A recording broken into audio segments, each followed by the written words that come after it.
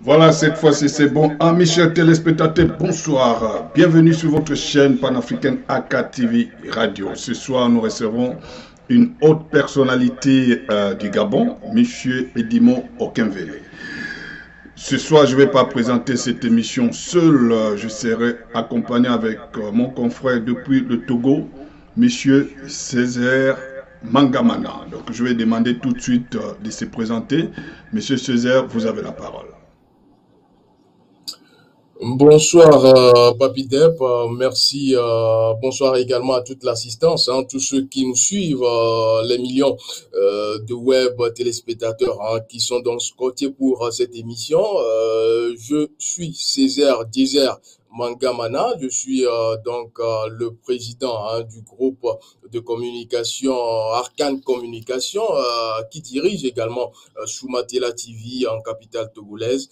Voilà donc pour la présentation sommaire et je vous remercie déjà pour justement avoir fait bien d'inviter donc cette sommité, cette éminence grise qu'est donc Monsieur Edmond Okenvele. Déjà la thématique semble croustillante et je l'espère nous en sortirons donc tous grandis. Merci. Voilà donc tout de suite on va faire entrer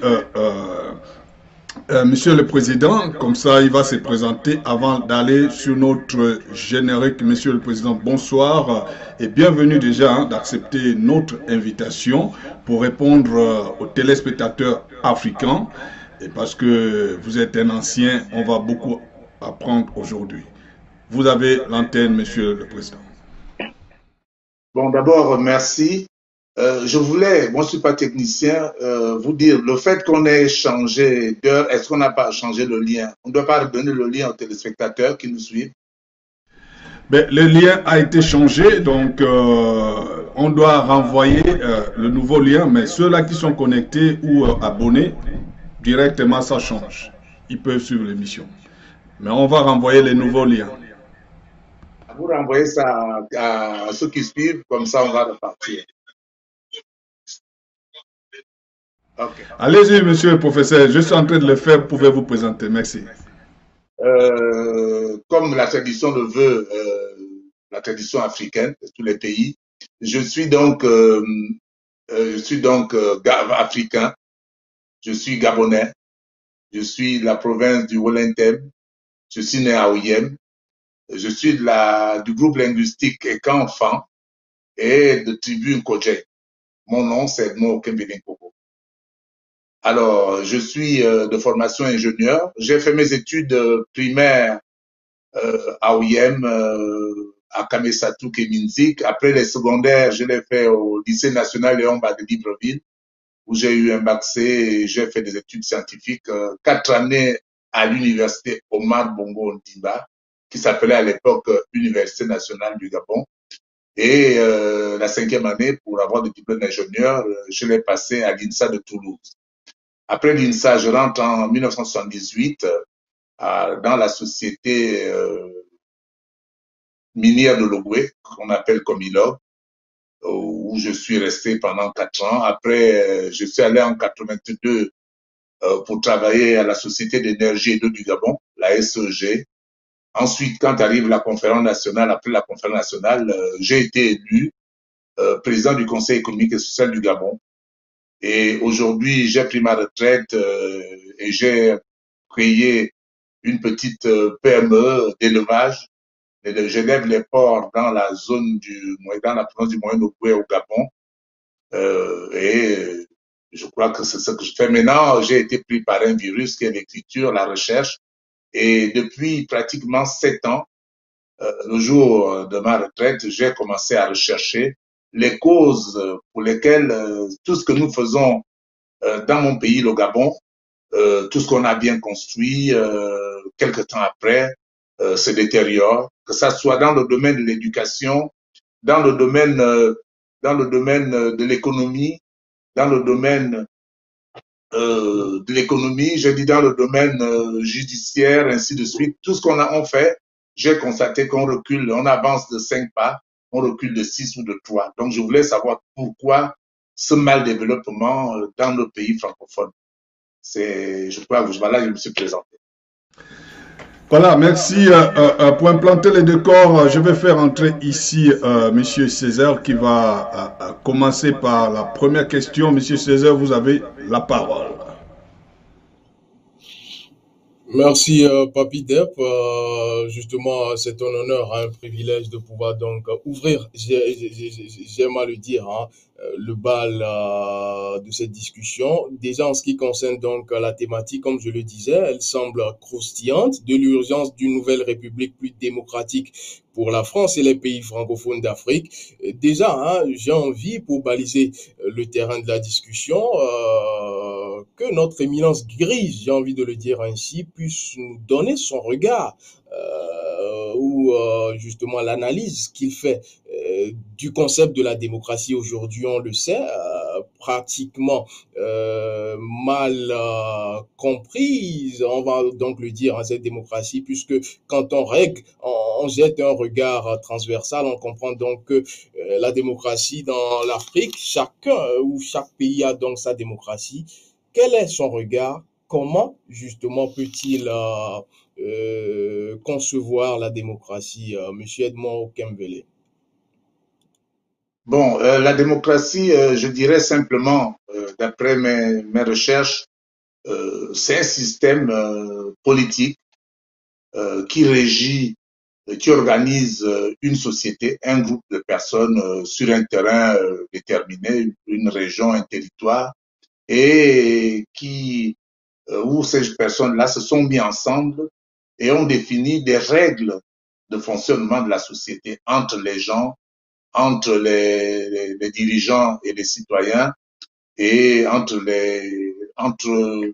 tout ce qui compose le pays, comment on doit gérer les terres, ainsi de suite, la religion, ainsi de suite. C'est tout ça. Mais le vrai problème qu'il faut comprendre, c'est que c'est un système qui doit permettre de prendre en compte les préoccupations, les attentes et les besoins de la communauté.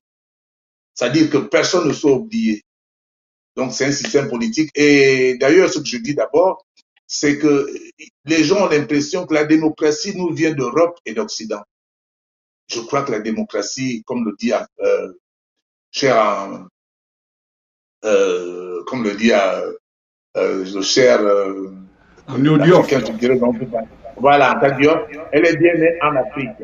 Et je vous dirais que quand on regarde le fonctionnement démocratique aujourd'hui de nos sociétés, dans mon pays, le Gabon, et je crois même c'est général en Afrique, cette démocratie, nos sociétés traditionnelles vivent plus en démocratie que la démocratie qui nous a été, je dirais, importée, en rentrant dans le détail, qui nous est venue de l'Occident après l'esclavage, après la colonisation. Donc, je peux dire que la démocratie, c'est le système qui permet le mieux de prendre en compte des attentes des populations. Voilà, donc j'ai prévu, avant de continuer, projeter une vidéo qui va implanter un peu le décor, qui concerne aussi le livre que vous avez écrit et le thème que vous avez choisi. Suivons ce pasteur qui vient aussi du Gabon, ce qu'il dit, et on va vous donner la réaction. On va écouter votre réaction. C'est parti.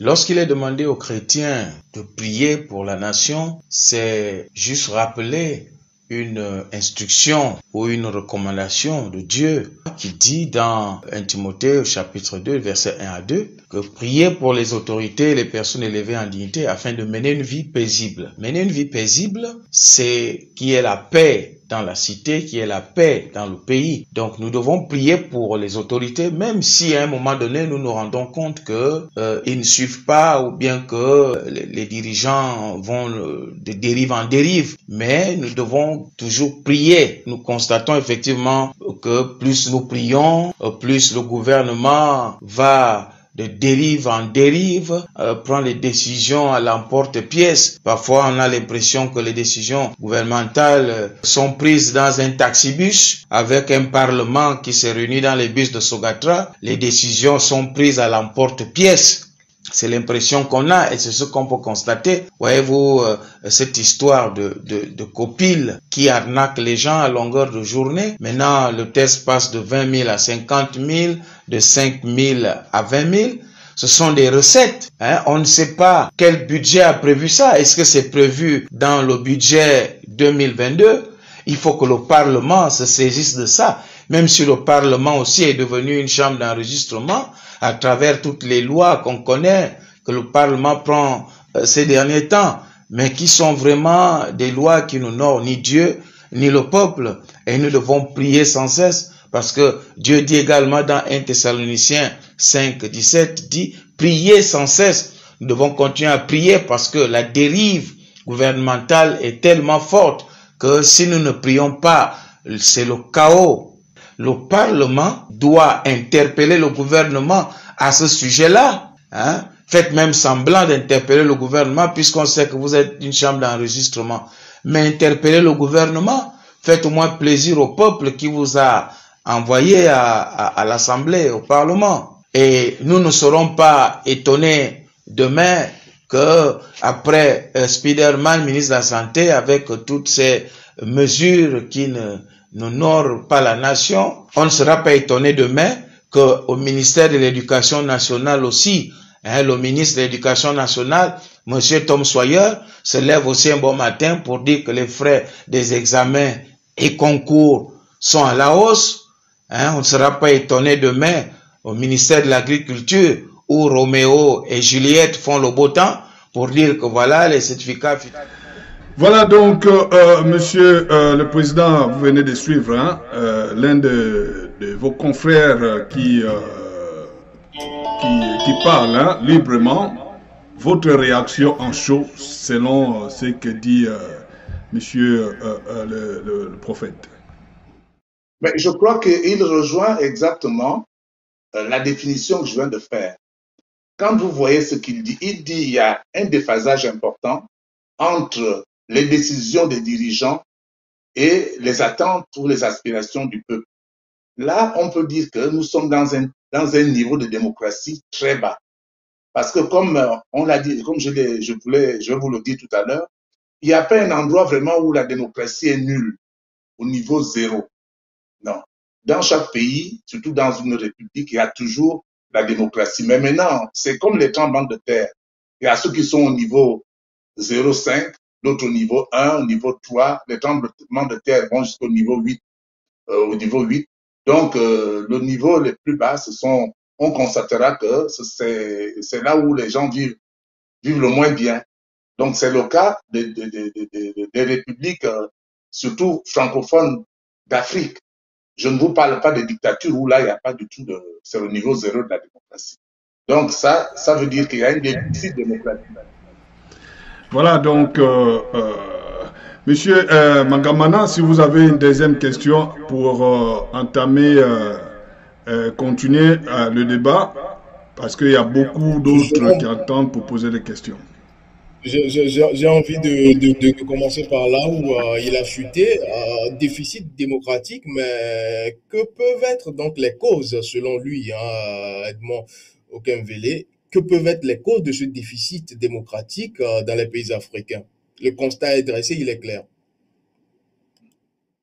Mais je peux répondre, je crois que les causes sont, à mon avis, les causes sont les coutumes, les règles, les traditions, si vous voulez. Comme vous pouvez le savoir, vous devez le savoir, les coutumes, les règles ne sont pas forcément écrites. Quand vous prenez la société africaine, la société traditionnelle, on n'écrivait pas. Mais aujourd'hui, les choses ont évolué. Dans les sociétés où des règles sont écrites, par exemple aujourd'hui les républiques, où la base d'une société, ce sont ces règles. Et la base d'une société, une république ou une démocratie, d'ailleurs on dit c'est un état de droit, c'est d'abord la Constitution. La Constitution, un proverbe téké qu'on emploie déjà de plus en plus chez nous, c'est le père Paul Mabesolo qui me l'avait rappelé lors d'une conférence. Un téké du village lui avait dit, mais monsieur Mabesolo, vous voulez être président du Gabon, mais est-ce que vous connaissez le Gabon? Mais parce que le professeur dit que Si vous voulez connaître le goût de l'eau d'une rivière, il faut aller la boire à la source. Donc, la source de la démocratie, c'est la Constitution. Donc, si vous avez, il y a plusieurs types de constitutions. Il y a des constitutions qui sont plus démocratiques que d'autres. Il y en a 3 types au niveau aujourd'hui de la démocratie. Donc, je vais vous les citer tout à l'heure pour que je ne parle pas d'un coup. Mais je crois que je vais continuer à expliquer. Voilà, Monsieur le Président, pour quelles raisons appelez-vous à une nouvelle république au Gabon? Mais parce que vous l'avez constaté, j'ai constaté que depuis notre indépendance en 1960, au lieu de progresser, on a peut-être progressé pendant quelques temps parce qu'on était dans l'inertie de l'ancienne République. Ce que je voulais vous dire tout à l'heure, c'est que dans une démocratie aujourd'hui, nous avons 3 modèles de démocratie. Le modèle de base, qui est le modèle parlementaire, qui est le modèle anglo-saxon parlementaire, et on ajoute du fédéralisme un peu au-dessus. Le deuxième niveau de démocratie, qui est le milieu, c'est le modèle présidentiel, qui est le modèle que les États-Unis ont avec un président et un vice-président qui sont élus au même moment. Et le modèle le moins démocratique, c'est le modèle présidentialiste qui est le modèle gaullien. C'est le modèle qui a mis en place De Gaulle en 1958 et qui devait régir la communauté franco-africaine de 1958.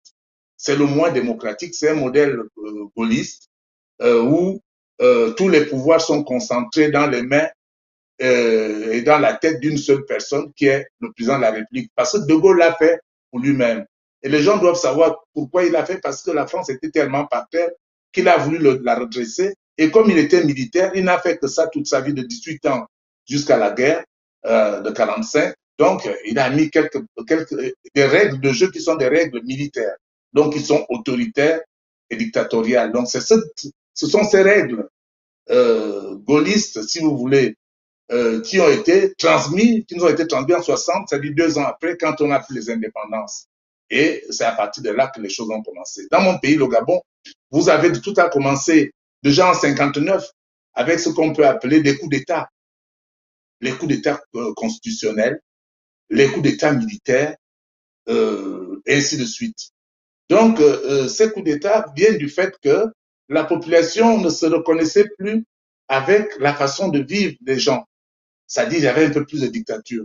Donc, je vous parle de 61, le premier coup d'État constitutionnel, ça a été au moment de Léon Bas, où il a enfermé, il a arrêté le président de l'Assemblée et les autres, il a dissous le Parlement, alors qu'il n'avait pas le droit de le faire. Après, nous arrivons au coup d'État militaire de 64. Après, nous arrivons à la crise de 1993 des élections après la démocratie, l'élection présidentielle. Après, nous avons la crise qui est arrivée encore en 2016 lors des élections au Gabon. Tout ça là, ce sont des crises. Mais monsieur le Président, c'est quand même un gouvernement que vous avez servi. On sait que vous avez occupé quand même les hautes fonctions. On va aller à une vidéo parce que les Africains pensent que l'Afrique est dirigée par la France. Le même Français qui dit suivant que nos pays sont suivants souverains et indépendants. On va faire passer cette image des Français qui parlent. Ça va nous donner au moins une idée de ce qu'ils pensent les Français. Allons-y en image. Dans ce cas. Vous reprenez la mission. Elle est très délicate car elle exige une parfaite connaissance des enjeux politico-stratégiques du continent africain. Ça va sans dire. Hubert, que savez-vous de l'Afrique?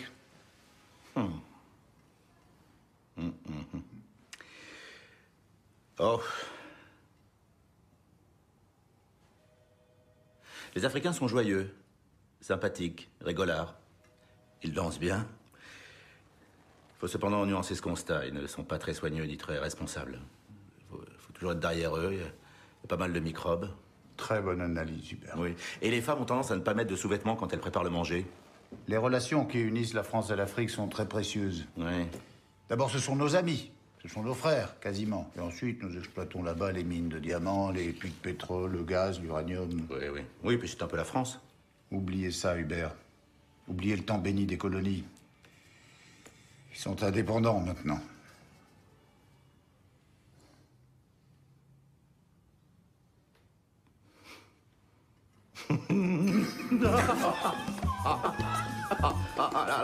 Là, vous m'avez attrapé, Armand.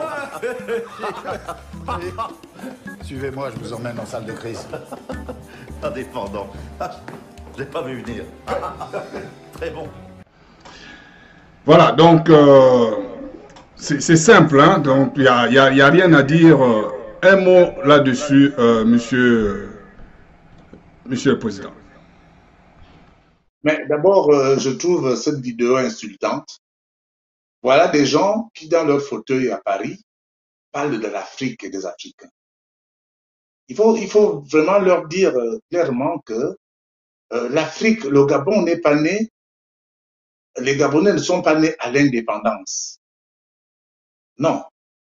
Mais je peux dire, et je le répète, vous l'avez dit au début, nous sommes dans un système. Moi, j'ai découvert après 7 ans de recherche que ce sont les systèmes qui fabriquent les hommes.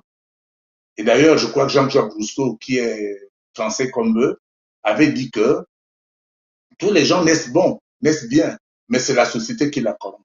Mais notre corruption à l'Afrique vient d'où? Elle vient bien de la constitution, surtout des temps modernes, de 1958 de général de Gaulle, ou une constitution qui a été adoptée en 58, mais avant de l'adopter chez nous, de nous l'imposer chez nous, on nous a fait signer au président Léon Mba, au nom de Gabonais, de tout le Gabon, on nous a fait signer des accords de transfert de compétences, des accords lyonnais, où il parle d'exploitation. L'Afrique n'a pas été exploitée, l'Afrique est pillée et volée par des gens qui viennent de parler en disant que nous exploitons chez eux. Parce que c'est ce système-là, quand on regarde, quand je remets en cause le système gaulliste, le gaullisme, c'est pourquoi? Parce que il faut qu'on me dise dans quel pays, en dehors de ceux qui ont les systèmes gaullistes, il y a autant de présidents, d'hommes politiques de haut niveau en prison que la France. Les présidents de la République, Jacques Chirac, on vient de parler de Sarkozy, ainsi de suite. La plupart des ministres, les maires, tous sont mis en examen pour vol, ainsi de suite. Mais nous, voler dans nos pays, dans nos sociétés traditionnelles, c'était rare de voir un voleur. Or, nous côtoyons quand nous sommes dans cette société, à partir de la société française, mais il y a que ça. Pourquoi il n'y a pas autant de mise en examen des hommes politiques, des présidents, des ministres dans les pays francophones, surtout en France, et par rapport aux pays anglo-saxons, par rapport en Allemagne? Parce que le système de la loi qui régit la France est un système qui permet facilement de voler. Il n'y a pas de contre-pouvoir. Nous sommes, au lieu d'être dans une démocratie où Lincoln avait dit, la démocratie, c'est le pouvoir du peuple, par le peuple et pour le peuple. Nous, en régime, dans le gaullisme, la démocratie, c'est le pouvoir du président de la République, par le président de la République et pour le président de la République. C'est lui qui a tous les pouvoirs sans contre-pouvoir. Il est arbitre et parti. Et il met tous les autres pouvoirs au garde à vous. Le pouvoir judiciaire, le pouvoir économique, la presse, l'armée, ainsi de suite. C'est pour ça que tous ces pays qui ont ces régimes-là, ces modèles de démocratie, reculent. La France elle-même, à la sortie de la guerre, était 4e puissance du monde ou 5e. Aujourd'hui, la France est 8e. Au point de vue démocratique, la France est classée 27e démocratie du monde. Est-ce que vous comprenez? Les pays scandinaves sont les premiers, ainsi de suite. Les États-Unis, l'Allemagne doit être 13e, le Royaume-Uni 16e et les États-Unis 20e. La France 27e. Donc, la seule chose que nous avons, c'est que comme ils nous ont imposé en 60 le même régime, que nous avons les mêmes problèmes chez nous, à part que la France a 400 ans, si vous voulez, de bataille démocratique, et que nous n'avons que 60. C'est pour ça que je me bats et j'ai découvert que c'est cette constitution, ce modèle de constitution, si vous voulez, qui nous fait reculer et qui est à l'origine de tous les problèmes de corruption que nous avons chez nous, les problèmes de détournement de fonds, comme ils font pour piller nos richesses. Il n'y a pas de différence. Et tout l'argent qui est volé, puisqu'ils accusent nos chefs d'État, cet argent-là va où? Ce sont les mêmes mallettes qui repartent en rétrocommission. Donc, moi, je crois que nous n'avons pas de leçons à recevoir d'eux. Et c'est pour ça que je dis, qu'on nous enlève ce genou qu'on a mis à notre cou, et qu'on nous laisse choisir notre modèle de constitution, qu'on le construise ensemble entre les Gabonais, pour les Gabonais et par les Gabonais. Et ils verront comment on va décoller. Or, à chaque fois qu'on a envie de changer de modèle constitutionnel, comme cela s'est passé au Tchad, c'est Déby qui l'avait dit, hein, on dit à Déby, tu ne dois pas quitter le pouvoir, il faut avancer. Il a dit même ça s'est passé à Paris devant le président Omar Bongo. Donc, nous n'avons pas, je crois qu'on n'a pas de leçons à recevoir d'eux. Voilà, donc je vois sur mon écran M. Tomo qui attend longtemps, hein, il a envie de poser ses questions. Mais avant de donner la parole à M. Tomo, moi, ma question est la suivante.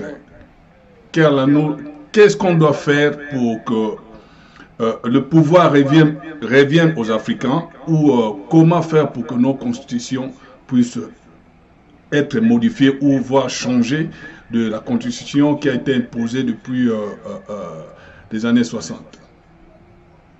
Mais c'est pas difficile. Ce qu'il faut d'abord, c'est qu'on arrête d'être des perroquets. Parce que nous avons l'habitude, nous avons été dans les écoles françaises. Et beaucoup d'Africains n'ont pas été les derniers dans ces écoles. Nous avons été dans les écoles américaines. Beaucoup d'Africains n'ont pas été derniers. Mais le seul problème, c'est que nous n'arrivons pas à prendre notre responsabilité avec une constitution qui vous dit que quand vous êtes fonctionnaire, vous devez obéir à une personne. Dans une démocratie, on n'obéit pas à une personne, à un chef. On obéit à la loi. Et ça, c'est la constitution. Pourquoi tous les pays anglo-saxons, même en Afrique, qui ont ce modèle de constitution anglo-saxon, sont premiers partout? En économie, en entreprise, même dans les sportifs, dans la recherche, c'est toujours les pays anglo-saxons, les pays anglophones. Parce que ce modèle ne permet pas aux gens de bien s'exprimer. On doit être soumis si vous voulez travailler dans un régime francophone à cause de cette constitution qui soumet, qui veut à ce que tout le monde soit soumis à une seule personne au président de la République, mais qu'on n'obéisse pas à la loi. Et nous sommes en train, maintenant qu'on a découvert, peut-être avant on n'avait pas beaucoup d'expérience, on a 60 ans. Maintenant, des gens comme moi je suis pourtant ingénieur, technicien, mais j'ai mis le doigt là-dedans et je découvre c'est là où ça fait mal. Et je peux vous dire qu'il y a des cas, beaucoup de gens, par exemple l'enfance, mais je ne suis pas sûr que mon discours passe bien. Non. Je crois que le problème, c'est qu'il faudrait que nous arrêtons d'être des perroquets. Nous avons été à l'école pour apprendre. D'ailleurs, quand vous voyez le système éducatif, bien le système éducatif scolaire francophone, mais on ne vous apprend pas à être un homme, à surmonter des difficultés. Ce que fait le système éducatif anglo-saxon, on vous apprend à résoudre des problèmes, alors que chez les francophones, on vous apprend à attendre tout du chef. C'est l'État-providence. C'est ça la différence et nous allons changer tout ça. On commence à découvrir les choses.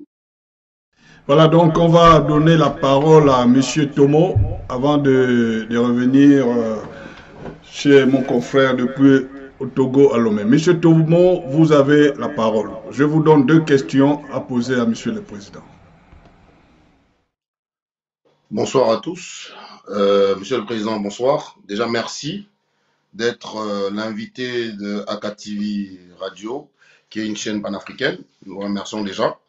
Je pense, depuis le début de cette émission, j'ai écouté, j'étais pendu à vos lèvres, en fait, avec beaucoup d'attention par rapport à votre parcours du lycée en bas. Ensuite, vous êtes allé à Port-Gentil. Ensuite, vous êtes allé à la SCG. Moi, aujourd'hui, est-ce que vous ne trouvez pas, Monsieur le Président, que vous êtes un Luther King dans une Afrique avec 60 ans d'indépendance? C'est ma première question. La deuxième question aujourd'hui, est-ce que vous êtes sûr qu'en changeant de système, comment vais-je le dire, vous avez parlé de la Constitution, c'est-à-dire que le système anglo-saxon marche tellement. Est-ce que vous n'êtes pas sûr qu'en voulant forcer des gens déjà francisés, ça veut dire que les gens de la francophonie comme nous, qui parlons français, qui pensons français, on a été dans les écoles françaises, et du jour au lendemain, on doit changer de façon de voir les choses, de façon de voir le chef au travail, la façon que sont régies nos lois aujourd'hui. Parce que nous remarquons aujourd'hui, Monsieur le Président, que la sous-région, parce que moi je vais parler de la sous-région gabonaise, la Guinée qui évolue, le Cameroun qui nous nourrit, mais avec le même système. Ça veut dire qu'un professeur au Cameroun, après avoir donné son cours, va dans les champs pour développer. Pourquoi le même système n'est pas dans les pays comme le Gabon, qui est le nôtre aujourd'hui? Parce que vous, aujourd'hui, en tant qu'énarque, vous venez aujourd'hui nous dire qu'il faut changer le système. Vous avez découvert, après 60 ans ou je ne sais pas, 7 ans de recherche, qu'il faut changer complètement le système. Est-ce qu'aujourd'hui, vous êtes sûr que vous n'êtes pas un Luther King qui crie que j'ai fait un rêve ou on doit changer tout le système? Ce sont mes deux questions. Je vous remercie. Mais exactement. La première, est-ce que je suis un leader king? Non, je ne me prends pas pour un leader king. Je peux vous dire que l'Afrique est pleine de leaders king. Ce que j'ai constaté justement, ce que j'ai appris, c'est que nous n'avons pas un problème de qualité des hommes en Afrique. Nous n'avons pas un problème de qualité des hommes.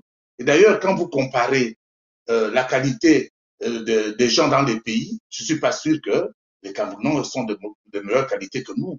Mais le problème que vous devez savoir du Cameroun, c'est que le Cameroun a une particularité, c'est qu'il a pratiquement deux modèles qui se côtoient. Exactement. Vous avez le modèle anglo-saxon et vous avez le modèle qui est dans les pays Bamileke et ainsi de suite, le côté Nigeria qui était colonisé par l'Allemagne et l'Angleterre.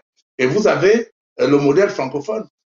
Allez-y un peu dans le côté anglophone du Cameroun, vous verrez comment les choses se passent là-bas.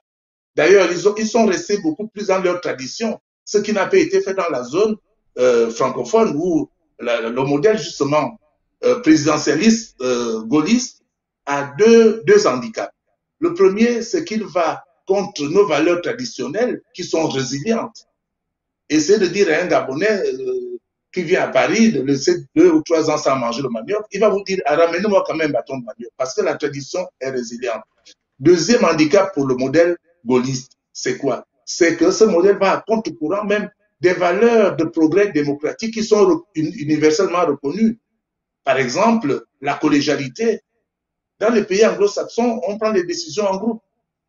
Par exemple, la souveraineté au niveau des citoyens. Dans les pays anglo-saxons, la terre appartient aux autochtones. Alors, par exemple, la productivité, on demande à chacun de produire. La compétitivité, il faut être compétitif. La transparence, puisque c'est l'Assemblée nationale dans le modèle anglo-saxon qui est la première institution du pays. Parce que là-bas, tout se passe de manière transparente. Alors que la première institution dans justement un système présidentialiste gaulliste, la première institution, c'est le président de la République. En plus, il est seul là-dedans. Donc, vous avez raison. Vous savez pourquoi on devient ce qu'on est là. Comment il a fallu 60 ans pour que le système que De Gaulle a mis en place en 1958 nous rende ce que nous sommes aujourd'hui. Il a fallu 60 ans. Je ne peux pas vous dire qu'en commençant à parler aujourd'hui, dans 2 ans, on aura un système qui marchera forcément bien, mais il faut commencer maintenant à poser les bases. Et surtout, je ne dis pas qu'on va prendre le système anglo-saxon comme cela se passe en Allemagne, comme cela se passe au niveau des États-Unis, et ainsi de suite. Je dis, nous devons nous retrouver ensemble, tous les Africains, qu'ils soient manœuvres, qu'ils soient machins, pour que nous essayons à partir de ce modèle qui marche le mieux, qui est le plus démocratique du monde, essayer de l'adapter à nos réalités africaines, les réalités de chaque pays. C'est ce que je veux dire. Mais ne vous inquiétez pas, la moutarde commence à prendre, puisque le mouvement panafricaniste que vous voyez au niveau de la diaspora, je suis en France en ce moment, c'est pas à vous que je vais apprendre ça. La moutarde est en train de prendre. Alors que quand Kwame Nkrumah avait parlé dans les années 50, 60, hein, les gens disaient qu'il ne disait rien. Mais on l'a tué, on a tué Kadhafi, on a tué Sankara. Mais aujourd'hui, le mouvement est en train de prendre encore de l'ampleur. C'est à ça que je crois. Je ne dis pas que tout va changer du jour au lendemain. Monsieur Mangamana, si vous avez prévu des questions, donc allez-y, vous avez la parole. Effectivement, c'est intéressant d'écouter l'invité, surtout quand il parle de panafricanisme. J'ai envie de savoir, quand on parle du passage de cette république, Est-ce qu'il y a des éléments clés? C'est vrai qu'en propos liminaire, il parlait donc de coutumes, de règles, même de constitution. Est-ce qu'il y a des éléments clés, des points saillants sur lesquels il faudrait donc revenir pour pouvoir marquer ce passage vers cette république plus démocratique? Et puis ensuite, hein, puisque véritablement il préconise le régime, le parlementarisme anglo-saxon et panafricain, j'ai envie de savoir, pour lui, le panafricanisme aujourd'hui, cela, comme il le dit, hein, fait comme effet de mode. Comment pouvoir véritablement être ancré dans ce panafricanisme sans faire justement de l'excès? Je ne sais pas, sans faire de l'excès. Le vrai problème, c'est que il faut déjà que les Africains comprennent quelque chose. Un Africain, je parle d'un intellectuel, un citoyen ou même un dirigeant, a lu par exemple 2 ou 3 fois par an la Bible. Il arrive au bout, il revient. Il arrive au bout, il revient. Mais je peux vous dire qu'il n'y a pas beaucoup de citoyens, beaucoup de dirigeants africains qui ont lu la Constitution de leur pays. Toutes les choses que je suis en train de mettre en exergue sont dans la Constitution. Par exemple, je prends la Constitution francophone, gaulliste, il n'y a pas de francophone, même gaulliste, francophone. Toutes les choses, par exemple, je prends le cas des nominations. Est-ce que vous trouvez normal que dans un pays comme le Gabon, le président, il est écrit dans la Constitution que le président nomme à toutes les fonctions publiques et militaires de manière discrétionnaire, c'est-à-dire de manière arbitraire. Mais est-ce qu'un président de la République peut connaître tous les gens de toutes les provinces du Gabon? Mais quand il nomme comme ça, puisqu'il n'y a que lui qui les connaît, il va nommer que ses parents, ses amis et ses connaissances. C'est écrit dans la Constitution, je ne l'invente pas. Quand je le dis, il y a même des Gabonais qui disent non, c'est pas vrai, la loi est bonne, il suffit de bien l'appliquer. Je dis non, il faut qu'il la lise. La première chose, c'est ça. Je prends encore un autre exemple. Par exemple, on parle de parlement. Pourquoi aujourd'hui, vous avez dans les parlements francophones plus de projets de loi qui viennent de l'exécutif du gouvernement que des propositions de loi qui doivent venir normalement du Parlement, disons des députés et des sénateurs? Parce qu'il y a un article dans la constitution gabonaise, constitution gaulliste, qui dit que la primauté de l'ordre du jour du Parlement revient et appartient au gouvernement. Ça veut dire quoi? Quand un député veut proposer une loi, il la dépose sur le bureau de l'Assemblée. Il faut que le président, le bureau de l'Assemblée propose cet ordre du jour, cette loi à l'exécutif, au gouvernement. Mais si le gouvernement refuse, cette loi ne sera jamais examinée. Vous savez, il y a pas mal de choses comme ça. Je peux vous dire, par exemple, les gens, j'ai été président du Conseil économique et social du Gabon. J'ai été élu par les pairs, par les gens qui viennent de la société civile, des syndicats et tout. Mais je n'ai fait qu'un mandat de 4 ans. Mais tous les gens aujourd'hui, quand on parle de Conseil économique et social, la référence va être moi. Pourquoi? Parce que moi, je ne recevais pas des injonctions, je ne dépendais pas du président de la République, j'ai été élu. Puisque la constitution du Gabon a été changée en 90, où la plupart des institutions en dehors du gouvernement, le Premier ministre, qui avant tout était nommé par le président, mais à la conférence nationale, l'a changé pour que les membres des autres institutions, y compris leur président, leur chef d'institution, soient élus. Patatras, avec les accords de Paris en 94 au Gabon, les opposants, je mesure mes mots, les opposants, c'est des gens de l'opposition, plus la majorité, sont venus à Paris et ont changé cette constitution et sont revenus aux nominations. C'est ainsi qu'aujourd'hui, tout le monde se plaint de la Cour constitutionnelle. Mais avant, après la conférence nationale, le président de la Cour constitutionnelle qui a été créé était élu par les pairs. Mais ce sont les opposants qui ont rejoint la majorité pour changer cette loi qui dit maintenant que le président de la Cour constitutionnelle, avec les membres de la Cour, doivent être nommés par le président de la République. Même s'il y a un petit bémol pour dire qu'il y a des propositions du président de l'Assemblée et du président du Parlement. Mais qui nomme le président de l'Assemblée pratiquement, et même le président du Sénat? Ils sont sous la coupe du président de la République. Si on avait laissé qu'on les lise, ces dirigeants, on n'aurait pas ces problèmes aujourd'hui au Gabon. C'est pourquoi je dis, il ne faut pas dire que les lois sont bonnes à partir du moment où vous ne les avez pas étudiées et à partir du moment où vous ne les avez pas comparées avec les autres modèles. Quand vous lisez la constitution gabonaise, il faut la comparer avec une constitution, par exemple, britannique, ou bien américaine, ou bien allemande. Donc, je crois que le vrai problème, c'est d'abord, la première chose, c'est que nous devons apprendre.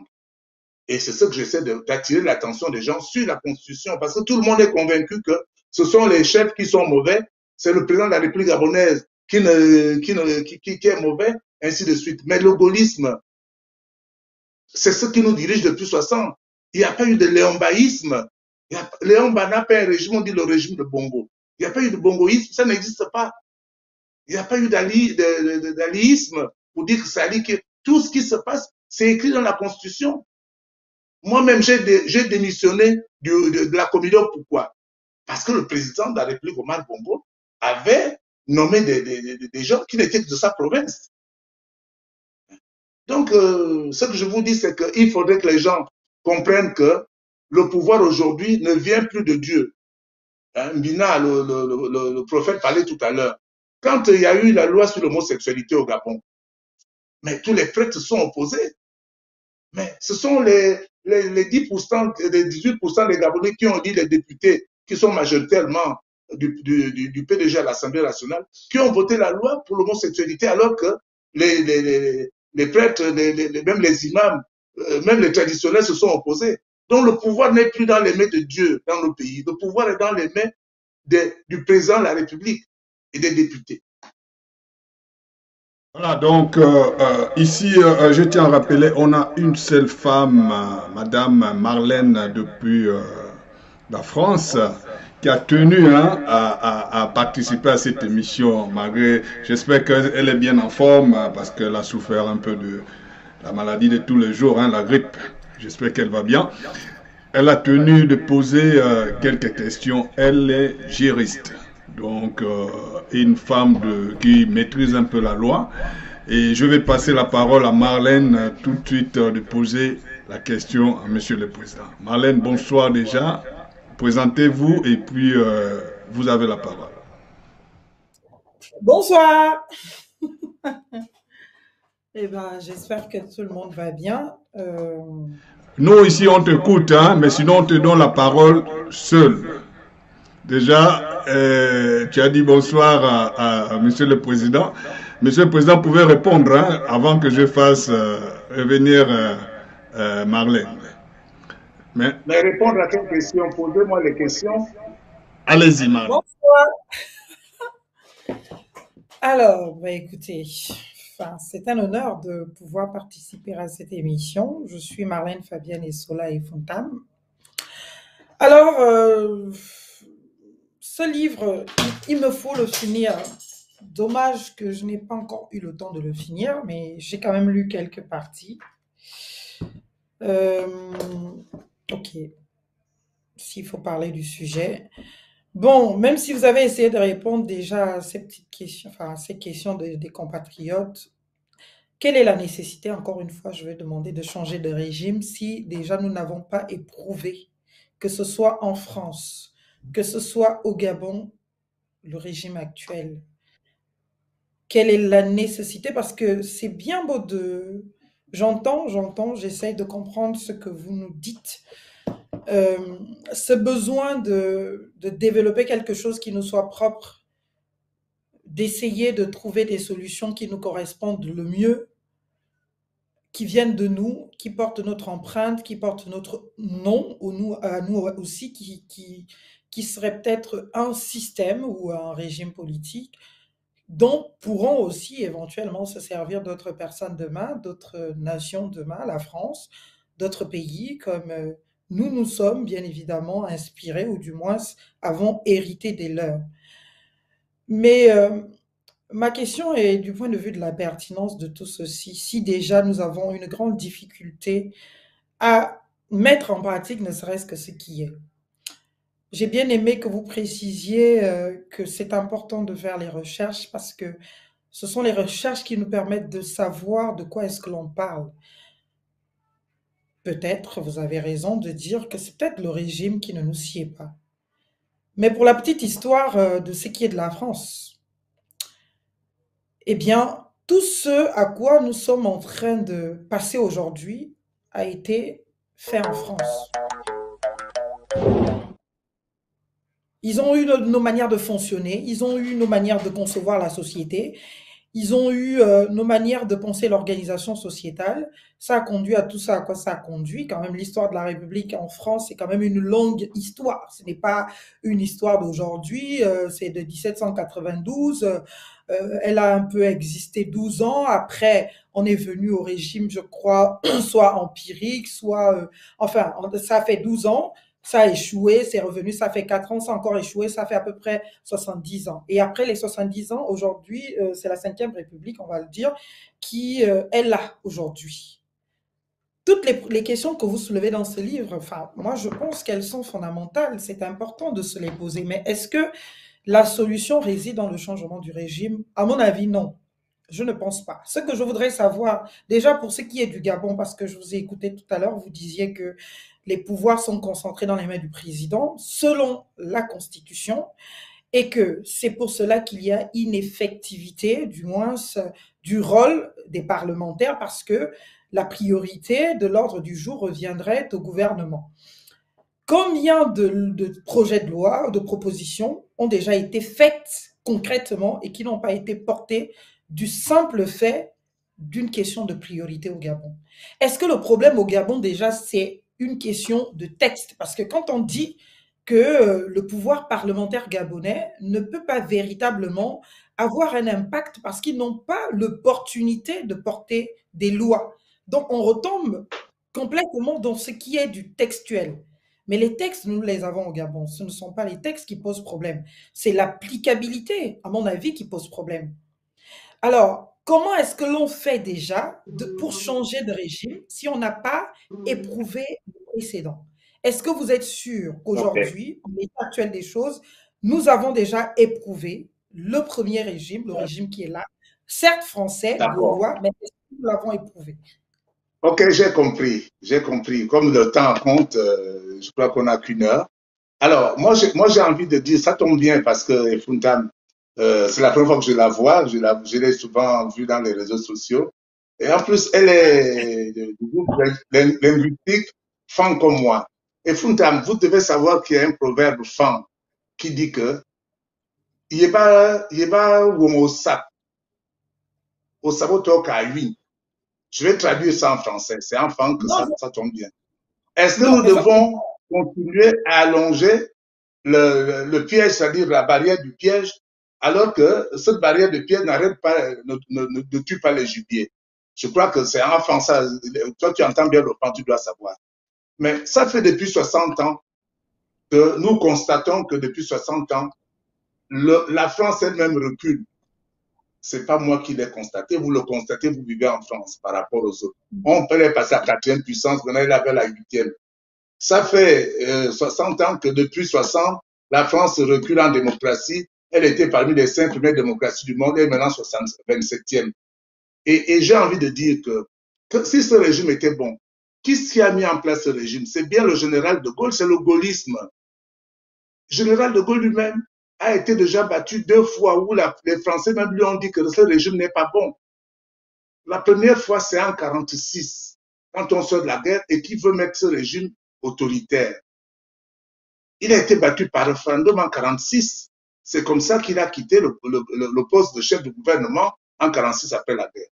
Quand De Gaulle met ce régime en place, quand on va le chercher, Coty va le chercher, et que De Gaulle arrive en 1958, il dit, moi je suis d'accord de redresser la France, mais à condition que vous changez, que ça soit fait de manière démocratique, institutionnelle. Il met en place ce régime en 1958, mais 10 ans après, en 1968, il y a mai 68, De Gaulle est encore battu par référendum et il démissionne. Même lui-même, vous voyez bien que ce régime ne lui a même pas réussi. Et d'ailleurs, quand il fait la Constitution 68, le référendum, il a compris qu'il s'était trompé, il avait concentré tout le pouvoir, et c'est là où il a voulu commencer un peu la décentralisation et remettre en place les corps intermédiaires, leur donner plus de pouvoir qu'il avait lui-même écrasé. Moi, je n'ai rien à prendre à Mme Funtam. Comment voulez-vous qu'en 60, moi, j'ai fait l'école primaire dans les écoles publiques. J'ai fait le secondaire, j'étais au lycée national Léon-Bas. J'étais à l'internat. On me donnait des tenues cadeaux, tout pratiquement cadeaux, les livres cadeaux, il n'y avait pas d'assurance. Le transport des élèves était fait. Les bus de Sotraville étaient garés le long du lycée quand les élèves externes sortaient, ils prenaient les bus et partaient. En 60, le budget du Gabon était de 12 milliards de francs CFA. 12 milliards en 60. Nous étions 400 000 habitants. Donc, par habitant et par an, tu prends 12 milliards, tu divises par 400 000 habitants, tu trouves 30 000 francs par habitant et par an que chaque Gabonais pouvait avoir en 60. En 2000, le budget du Gabon est de environ 3 000 milliards. Nous sommes 1,8 million. Tu divises 3 000 milliards divisé par 1,8 million, tu trouves 1 400 000 par habitant et par an. Ça veut dire vous divisez 1 400 000 divisé par 30 000 de 60 par habitant et par an, vous trouvez 54 fois. Le budget du Gabon a été multiplié par 54. C'est-à-dire que le Gabon a 54 fois plus de moyens que le nombre par rapport à chaque habitant. Alors, en 60, le Gabon n'avait même pas un licencié. Aujourd'hui, les licenciés sont à la maison, ils n'ont même pas de travail. Les professeurs agrégés sont à la maison. Ils n'ont même pas de travail. Il y en a peut-être 1000 ou 2000, ils sont presque une trentaine de mille de cadres aujourd'hui. Comment voulez-vous que c'est quand on a beaucoup d'argent, 54 fois plus de moyens, où nous avons pratiquement 30 000 fois plus de cadres, plus de licenciés, 2 000 ou 10 000. Comment voulez-vous que c'est là où on n'arrive plus aujourd'hui à payer les bourses aux enfants? Je suis à Paris, je suis en France. La plupart des boursiers n'ont plus, la plupart des étudiants n'ont plus de bourse. Les Gabonais aujourd'hui maintenant travaillent la journée à l'école et la nuit ils sont obligés d'aller laver les assiettes dans les restaurants pour payer leurs études. Mais je dis, quand j'ai réfléchi, ce ne sont pas les hommes. Au Gabon, nous avons connu peut-être le président de la République lui-même qui n'a pas, qu'on peut dire que le président Léon n'avait pas fait l'agrégation, n'était pas docteur, master 2, master 3. Bongo n'avait pas. Peut-être le président Ali aussi ne les avait pas. Mais on a eu tous les premiers ministres qui sont des agrégés, tous les ministres, des ministres qui viennent de 12 écoles. Mais vous n'allez pas quand même dire que tout ce monde-là est mauvais. En France, prenons le cas, depuis que De Gaulle lui-même est parti, on n'a eu que des énarques, des polytechniques au niveau de la France.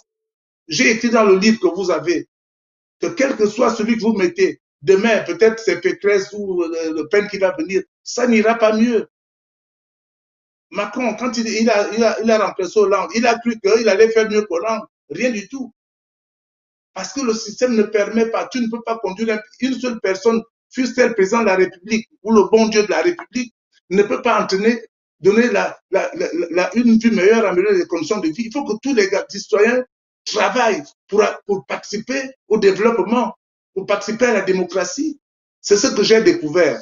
Or, 99% des gens pensent que ce sont les hommes qui sont mauvais. Moi, aucun vélo, je veux penser que le jour que je remplace Ali Bongo au palais, le Gabon va aller mieux. Je vous dis non. Réfléchissez un peu. Vous-même, nous sommes comme des gens, en dehors de ceux, il y a des gens bien dans les ministères et tout. Pourquoi ils n'arrivent pas à s'exprimer?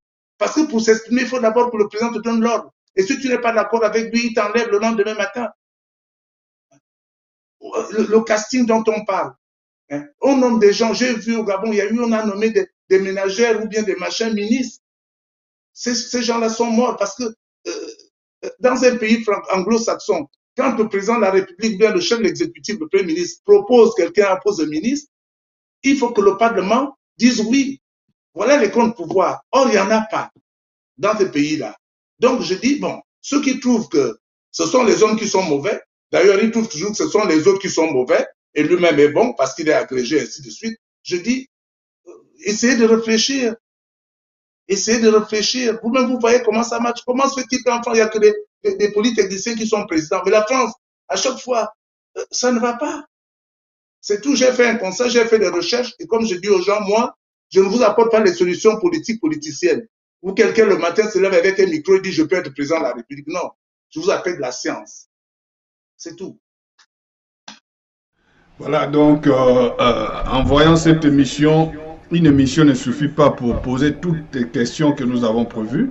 Il y a 3 ou 4 mois, on a eu un problème au Gabon, le problème des xénophobies. Donc, je vais faire passer une image et on va écouter votre réaction en chaud, Monsieur le Président. Suivons cette image. Constaté dans la conduite des affaires du Gabon sont causées par l'incivisme et l'indiscipline d'un petit nombre de nos compatriotes.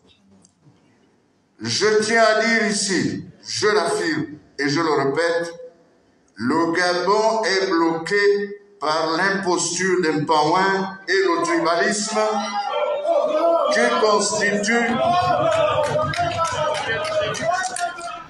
Certainement, vous avez suivi l'intégralité de ces discours qui a fait des polémiques, qui a eu la sortie du gouvernement en flèche.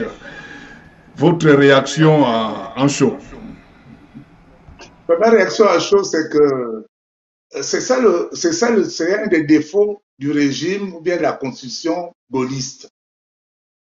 C'est-à-dire que tout le monde peut se lever un matin avec un micro pour dire que je peux faire n'importe quoi. Surtout en matière politique, parce que on a écarté la science. Mon aîné qui parle, moi, André avait dit un jour, je ne le connais pas. Mais je ne connais pas son collègue avec qui il a fait l'école primaire, l'école secondaire, l'université, et avec même qui il a fait la politique. Il est sûrement chef d'un parti politique, mais il y a combien de membres là-bas? Il est parti dans quelle province aller expliquer son idéologie aux gens. Mais puisque tout le monde peut, par le biais de la magie, dire que je suis politicien, je veux vous proposer ceci, mais on appelle ça chez nous les demi-crayons. Je suis désolé. Il faudrait que quelqu'un se lève pour me dire que Max Anissé Koumba, j'étais avec lui à l'école primaire, il était brillant.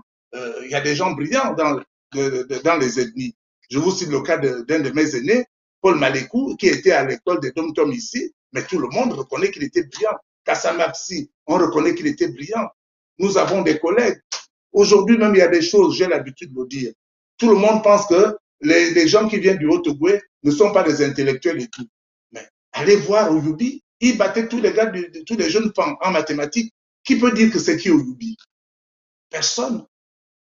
Donc, je dis, ce sont des gens qui sont là pour nous brouiller. Voilà ce qu'on dit. Au lieu de parler des vrais problèmes qui sont dans le pays, il vient parler des fonds. Est-ce que, avant ce régime présidentialiste, on savait même qui était Fan, qui était Bapoum? Quand j'étais à l'internat, mes meilleurs amis aujourd'hui, c'est Jean-Claude Moussouami, il est Lumbu, c'est Antoine Ngoua, il est du Haut-Ogooué, c'est Monjo Boukila qui est du Moyen-Ogooué. Mes amis aujourd'hui, ils sont, j'en ai pas beaucoup, ils sont miennais, ils sont machins. Ça, ce sont des faux problèmes. Voilà les demi-crayons. C'est ce régime qui a fait ce que on prenne des incompétents, on prenne des nuls, on les met à des postes importants. Et il commande des gens comme nous qui avions fait quand même nos preuves dans le sport, ainsi de suite. Je dis ça là, c'est pour dissiper les gens. Ce sont des pare-feux qu'on voit. Il ne faut pas s'occuper de ça. Et surtout, je parle à mes enfants parce que je voulais bien vous dire que je n'ai pas par hasard ce t-shirt. Il m'a été offert par les jeux d'université quand j'ai étudié pendant 7 ans et pour sortir l'esquisse de la Constitution et l'exposé des motifs qui sont sortis après le livre que Efuntamala tout à l'heure. Ça fait depuis le premier livre qu'elle a là, je l'ai sorti, il m'a fallu 5 ans parce que c'était difficile, un ingénieur qui peut écrire. Mais depuis là, je viens de sortir 2 livres qui sont sortis à l'université. Je leur ai promis aux jeunes de l'université qu'à partir de maintenant, à chaque fois que je vais faire des émissions, je vais porter les pulls de l'université parce que c'est là où est le temps du pouvoir. Il faut mettre l'accent sur ces jeunes. Et ça, on ne veut pas le faire puisque le président de la République va mettre l'argent que là où il veut, puisqu'il est libre de le faire. Et tant que vous aurez ce régime, ça n'ira pas. C'est tout. Monsieur Mangamana, une dernière question et on va reposer à, je vois Monsieur Tomo qui a envie de réagir sur une autre question, mais parce qu'on est pris par le temps, hein. On a prévu 1 heure, là on a déjà plus d'1 heure. Mais Monsieur Mangamana, si vous avez une question, allez justement. Voilà, très rapidement, puisqu'on est talonné par le temps, c'est intéressant, mais en réalité, quand on entend donc M. Okemvele, on a comme l'impression qu'aujourd'hui, la malgouvernance, le non-respect des droits fondamentaux et libertés fondamentales en Afrique, tout est imputé donc véritablement au système, je crois bien le gaullisme ou le gaullien, comme il a dit, hein, le présidentialisme. Est-ce que c'est vrai tout est imputé donc à ce système. Et ensuite, comment résoudre, ça sera là, je vais chuter par là, comment résoudre justement cette fracture existentielle entre les dirigeants et les peuples aujourd'hui qui ne croient plus au système. Cette crise de confiance, comment pouvoir véritablement résoudre cela? D'accord. Mais d'abord, je vais encore vous rappeler que dans ce système gaulliste, il y a deux lois ou une loi qui existe. La loi 1901, 1901 en France, et la loi, par exemple, au Gabon 3562 qui dit ceci. Un citoyen normal ne doit pas faire la politique. Quelqu'un, un spirituel, un religieux, ne doit pas faire la politique. Vous êtes un syndicaliste, vous ne devez pas faire la politique. Allez regarder dans la... C'est pourquoi je parlais de comparaison des systèmes tout à l'heure, des constitutions. Chez les anglo-saxons, Trump, Obama, ce sont les religieux qui l'ont mis au pouvoir. La politique est l'affaire de tout le monde, même des universités, des jeunes de l'université. Alors que la loi française dit que non, tout ce qui est association est d'abord apolitique et deuxièmement à but non lucratif. Mais ça, vous ne trouvez pas ça dans les autres pays, dans les autres constitutions. Et je vais vous mettre aussi le doigt sur quelque chose que vous devez savoir. Le trompe-l'œil qu'est l'élection du président de la République au suffrage universel. C'est à cause de ça, c'est grâce à ça que De Gaulle a trompé les Français en leur disant que maintenant la France va être plus démocratique en faisant l'élection du président de la République au suffrage universel direct. Alors que tous les pays qui ont cette loi électorale sont très loin en bas parmi les démocraties, à commencer par la France elle-même. Pourquoi le Nigeria, ça va mal aujourd'hui? Parce que le Nigeria a pris le modèle anglo-saxon, un peu américain, et ils sont venus ajouter un modèle où le président est élu au suffrage universel direct. Et quand quelqu'un est élu au suffrage universel direct, qu'est-ce qu'il croit? Il croit qu'il est au-dessus de Dieu même. Hein? Un député ne peut pas lui parler. Le député qui, lui, a disons, les choses du peuple, qui lui dit tous les jours, parce qu'il vit au milieu de ce peuple-là. Le député ne peut rien dire. Il dit non, moi j'ai été élu par tout le monde. Et voilà comment les pays anglo-saxons, anglophones d'Afrique, qui ont mis cette histoire d'élection au suffrage universel direct, ont des problèmes. Je dis tout ça là, moi j'ai mis 7 ans, j'avoue que je ne fais pas le droit comme ma fille Funkan, je n'ai pas fait je ne suis pas juriste, mais j'ai passé toutes ces dernières années pour étudier ça, pour essayer de comprendre. Et c'est ça que j'essaie de partager aujourd'hui. J'essaie de partager ça. Donc, comment y arriver? Parce que le temps est court. Il n'y a pas d'autre chose. La meilleure façon de changer un modèle constitutionnel, c'est le vote. C'est le vote. Pourquoi? Je vous prends des exemples. Il y a eu la révolution au Burkina. On a changé Compaoré. Et depuis qu'on a changé Compaoré, est-ce que le Burkina va mieux? Vous me direz. Ouad est arrivé après 28-30 ans d'opposition au Sénégal. Qu'est-ce qui s'est passé après? Au moment qu'il devait partir, il a voulu mettre son fils, on l'a balayé.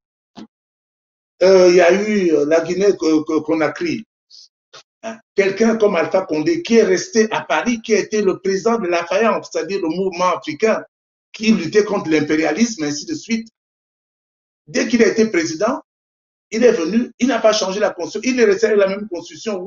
Aujourd'hui, maintenant, il s'est battu pour un troisième mandat qui vient de le balayer. C'est pourquoi je vous dis, je prends le cas de l'Algérie. L'Algérie, Bouteflika est parti. Le fait qu'il n'ait pas changé de modèle constitutionnel, qu'est-ce qui s'est passé? Mais l'Algérie, il y a plus de journalistes en prison avant, pendant que Bouteflika était là que maintenant. Prenons le cas de la Tunisie. On a mis même un président qui est spécialiste dans le droit constitutionnel. C'est lui qui vient de dissoudre l'Assemblée, de supprimer l'Assemblée là. Donc, la seule façon pour que ça change, c'est d'abord que chaque citoyen s'assied pour dire que je suis Gabonais. Les affaires du Gabon me concernent. La politique gabonaise, ça me concerne. Je dois me mêler de ça. La politique, on ne tue pas les gens. La politique, on ne vole pas. Et ainsi de suite. Mais, puisqu'il y a certaines personnes qui en font une activité secrète, c'est normal. On vous fait comprendre que c'est lui le sorcier. Vous avez peur de lui au village, alors qu'il n'est même pas sorcier du tout. Je dis que chaque Gabonais, que chaque Africain se saisisse de la politique de son pays, qui s'inscrive d'abord sur les listes électorales, parce que le premier devoir d'un citoyen, c'est le vote. Et ce vote est devenu difficile aujourd'hui. Il y a même des pays où on ne permet même pas aux gens de s'inscrire sur la liste électorale. Alors que c'était des activités qui étaient tous les ans. Dans mon pays, le Gabon, on faisait le renouvellement de l'enrôlement tous les ans. On vient de le supprimer après les accords d'Abondjé, où maintenant c'est le ministre de l'Intérieur qui doit décider de la durée et le jour où on va faire les enrôlements, pour justement que les gens ne s'inscrivent pas. Après, quand vous êtes inscrit, le jour qu'on va afficher le premier jour la liste électorale, il faut aller la regarder, parce que si votre nom n'est pas dessus, parce qu'on ne veut pas que vous votiez. Au lieu que le système veut que les gens s'inscrivent, les gens fassent la politique, ils font tout pour les décourager. Donc, vous regardez, si votre nom n'est pas là, vous vous plaignez. Et le jour du vote, il faut aller voter. Parce que toute la triche qui fait à ce que les gens s'éloignent des problèmes électoraux vient du fait de l'abstention. La première abstention primaire, qui est les gens qui ne s'inscrivent pas sur les listes électorales. La deuxième abstention secondaire, qui est ceux qui sont inscrits qui ne viennent pas voter. Comment voulez-vous qu'un pays comme le Gabon, en 2016, il y avait à peu près 1 million de gens à l'âge de voter. Les gens qui sont inscrits sur les listes électorales ne sont que 600 000. Alors, ça veut dire 400 000 personnes, des gens qui disent, nous, je ne suis pas gabonais. Et puis après, ils vont aller dans la rue, se plaindre de marcher pour dire que le président a fait ceci, on a volé, ainsi de suite. Alors, dans les 600 qui sont inscrits, il y a environ moins de 400 000 personnes qui ont voté. Et le président de la République est élu avec pratiquement moins de 18% des voix. Si un Gabonais ne comprend pas que c'est par là, les Sud-Africains sont battus pour le vote, il faut aller voter. Et vous verrez, en plus, on parlait du système tout à l'heure, je vais revenir là-dessus, que dans les élections qui sont passées en Afrique entre 90 et maintenant, les pays francophones, avec leur système où le président met en coupe réglée la Cour constitutionnelle, la justice, l'économie, ainsi de suite, les pays francophones battent des records des élections truquées, les records des changements de constitution pour faire un troisième mandat, les records des non-alternance. En Afrique, sur 20 pays anglophones, 20 pays francophones, les pays francophones battent le record. Il y a 6 États où il n'y a jamais eu d'alternance. Alors que dans les pays anglo-saxons, il n'y a qu'une seule alternance. Je peux vous citer comme ça, et je peux vous parler comme ça des heures. C'est pas un jeu. Je crois qu'il faut que par la sécurisation du vote dont on parle, mais sécuriser un vote, les gens doivent savoir, d'après mes études, qu'il faut avoir 27 898 représentants dans les bureaux de vote, puisque le Gabon a 2800, je crois 580 bureaux de vote. Il y a même des gens qui vont aux élections qui ne connaissent même pas ça, qui ne connaissent pas le nom des électeurs, qui sont les chefs de partis politiques, qui vous disent demain matin, je suis candidat. Ils ne savent même pas qu'il y a 595 000 personnes qui sont inscrites en 2016. Donc, qu'est-ce que vous voulez faire? Vous n'avez pas les gens dans les bureaux de vote et vous voulez gagner les élections. Mais non, il faut mettre un peu de science dans la politique. D'ailleurs, dans le monde, il n'existe pas d'école où c'est des écoles politiques pures. Toutes les écoles sont des écoles de sciences politiques. Donc, il faut mettre un peu de science et vous verrez que les mensonges vont disparaître. Parce que ceux qui sont au pouvoir, vous les urnes, d'accord, mais ceux qui sont en opposition mentent beaucoup. On en parlera de tout ça là, quand on aura le temps. Mais il faut donc... le vote, il faut qu'ils s'inscrivent et qu'ils sécurisent leur vote. On sécurise le vote soi-même. C'est l'électeur qui sécurise son vote. Ce n'est pas le candidat qui sécurise le vote des électeurs. C'est l'électeur lui-même. D'abord en s'inscrivant, deuxièmement en allant voter et en surveillant, en attendant qu'on proclame. Au lieu d'aller à la maison et puis qu'on apprend après, oh, ça a changé les résultats. Vous restez là jusqu'à la proclamation et vous notez. Voilà un peu les choses dont on peut encore parler. Je vous ai briefé ça comme ça rapidement, mais le fond de mes 7 ans de recherche est là. Je vais continuer comme ça. Monsieur le Président, on sait que les Gabonais suivants ou les Africains restent suivants dans le bureau de vote. Ben, on connaît ce qui se passe après. On va aller, on ne peut pas se quitter, j'accorde encore moins 7 minutes. On ne peut pas se quitter ici sans parler quand même. Papi, qu'est-ce qui se passe après quand on est dans le bureau de vote? Donnez-moi un cas, qu'est-ce qui se passe? Vous avez l'air de connaître ça. Vous n'allez pas manger le piment sur ma bouche quand même, Monsieur le Président. En parler, parce qu'il faut qu'on en parle. Parce que je vais vous donner un cas dans les élections qui sont passées au Gabon en 2016. Vous savez que tout le monde dit que c'est la province de Haut-Ogooué où on a triché les résultats. Est-ce que vous savez que l'opposition, sur 274 bureaux de vote, 294, l'opposition n'avait que 59% des PV, ça dit 174. Alors, quand vous avez 174 sur 293, il vous reste, vous avez au moins 100 bureaux de vote où vous n'avez même pas de représentants, vous n'avez pas un PV. Quelle élection vous allez gagner comme ça? C'est là où on profite de brûler les urnes, là où vous n'êtes pas. Ainsi de suite. Si je suis candidat demain, et tout le monde doit savoir que je ne me bats pas là, je voulais le préciser, je ne me bats pas là pour aller remplacer Ali dans son fauteuil, pour être président de la République. Hein? Je ne me bats pas là pour ça. Je ne me bats pas là pour venir contester la victoire de Jean Ping. Parce que j'ai des indices qui prouvent que à cette élection, normalement, quand je parle scientifiquement, Jean Ping a eu plus de voix à cette élection. Mais dans une élection, dans la constitution que nous avons, on ne dit pas qu'on gagne l'élection par la légitimité. On gagne l'élection par la légalité. Donc je me bats pour réduire, pour introduire la science, pour qu'on réduise le nombre de morts qui aux élections, le nombre de blessés, les violences à cause des élections. Et vous savez bien que pourquoi il n'y a plus d'élections dans les régimes présidentialistes? Parce que le pouvoir du président, il en a trop, tout le monde veut aller là-bas. Les gens se battent et se tuent. Pourquoi il n'y a pas de morts, autant de morts dans les régimes parlementaires? Il n'y en a pas. Les pays qui ont des régimes parlementaires, il n'y a pas de morts comme on voit ici, dans les pays présidentialistes. Parce que chez les présidentialistes, dans le régime gaulliste, c'est une question de vie ou de mort. C'est comme dans les régimes gaullistes, où vous êtes à l'opposition, où vous êtes à la majorité. Il n'y a pas de coalition. On ne peut pas mélanger. Alors qu'en Allemagne, des gens qui ne sont pas dans les mêmes partis peuvent faire des coalitions et diriger l'Allemagne. On vient de le voir là avec la dernière élection qui vient de se passer en Allemagne. Donc nous avons beaucoup à dire. Mais je m'excuse, on n'a pas trop de temps et puis on ne peut pas aussi garder les gens toute la nuit. Voilà, donc j'accorde 7 minutes. Je disais, Monsieur le Président, on ne peut pas se quitter ici sans parler de Covid, sans parler de mesures que le gouvernement vient de prendre en libérant la population, mais à une condition, chacun doit être vacciné. On a trouvé une vidéo qui parle un peu de cette histoire-là. Suivons cette vidéo et vous allez réagir derrière cette vidéo. C'est parti. Allez, regardez cet homme. Cet homme, il s'appelle Jacques Attali, je vous en parle souvent, j'en parle depuis 2018 de ce mec-là. Il avait dit, ce peuple sera éliminé en vitesse, sans besoin de recourir aux armes, mais par le contrôle de sa presse. Nous lui ferons croire qu'il est coupable et il fera le reste.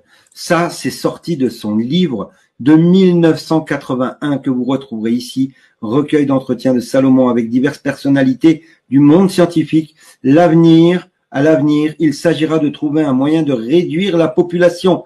Titré, ça a été fait, l'avenir de la vie, c'est de 81, mes amis. En 81, écoutez bien ce que Jacques Attali disait, je vais vous le lire.